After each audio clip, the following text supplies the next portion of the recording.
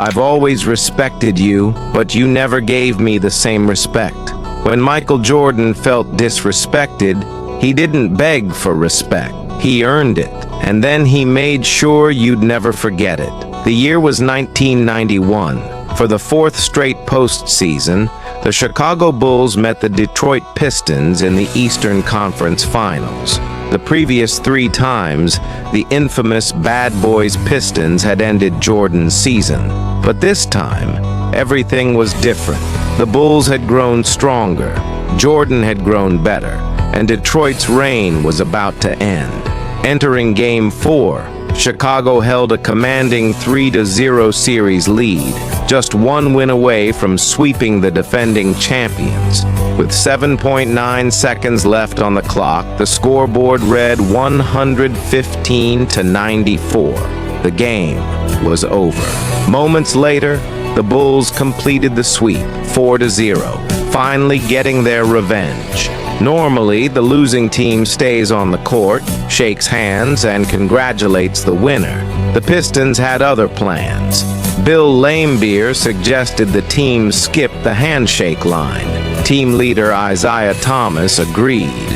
Led by Thomas and Laimbeer, the Pistons stood up, walked straight past the Bulls bench, and disappeared into the tunnel without looking back. The Bulls players stopped celebrating. Even the commentators were stunned. Jordan stood there furious. After all, when Detroit eliminated Chicago the previous 3 years, Jordan had always stayed behind to congratulate the Pistons.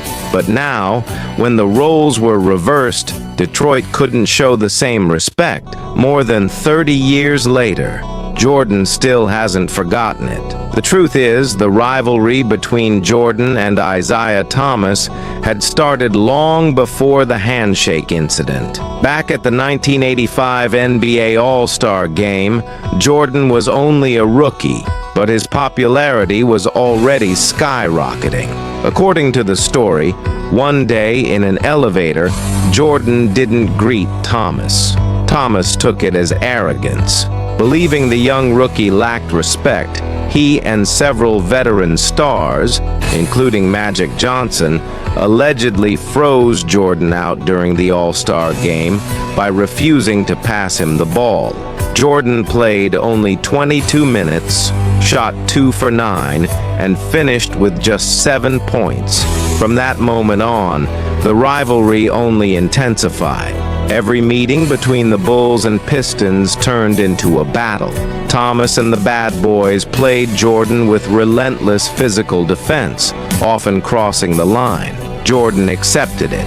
He believed they simply wanted to win, but respect was different. No matter how many times he lost to Detroit, he always congratulated the winners. To him, shaking hands after a series wasn't optional. It was part of the game. When the Pistons refused that simple gesture, Jordan never forgave them. The fallout went far beyond one playoff series. Many believe the handshake incident became one of the biggest reasons Isiah Thomas was left off the legendary 1992 U.S. Olympic Dream Team. Jordan reportedly made his position clear. If Isiah is on the team, I'm not. Years passed. People assumed the feud would eventually fade away. Instead, in The Last Dance, released in 2020, Jordan showed the world that nothing had changed. He openly called Thomas an asshole. Thomas has since admitted he regrets the incident, but by then it was already too late. One decision, one walk off the court, and one moment of disrespect changed NBA history forever. What would you do if the same team kept ending your championship dream? First, you lose 4-1, then 4-2, then 4-3. For 3 straight years, Michael Jordan watched the Detroit Pistons knock the Bulls out of the playoffs. The easiest way out? Join another superstar. Team up with Hakeem Olajuwon, Charles Barkley, or Patrick Ewing, and chase a championship together. But Jordan became the basketball god because he chose the hardest road. In the 1990 Eastern Conference Finals, Chicago faced Detroit for the third straight year. Unlike the previous two series, this one went all the way to Game 7. It was Jordan's best chance to finally break through. Instead, it became another nightmare. By the second quarter, the Bulls had completely fallen apart. Outside of Jordan, almost nobody could score. Scottie Pippen was battling a severe migraine, finishing just 1 for 10 with only 2 points. Horace Grant shot 3 for 17. As a team, Chicago made only 31% of its shots.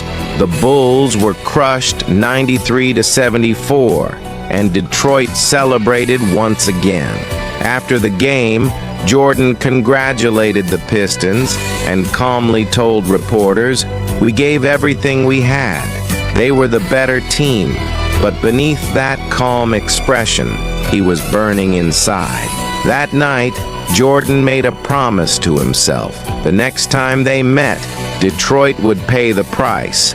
To beat the infamous Jordan rules, he knew talent alone wasn't enough. He had to become physically stronger. That's when trainer Tim Grover entered his life. With a master's degree in exercise science, Grover soon became Jordan's personal trainer and completely changed his career. At first, they trained in the afternoon.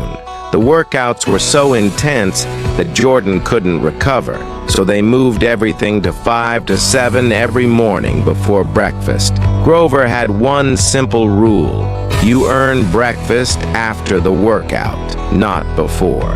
Those sessions would later become legendary as the Breakfast Club.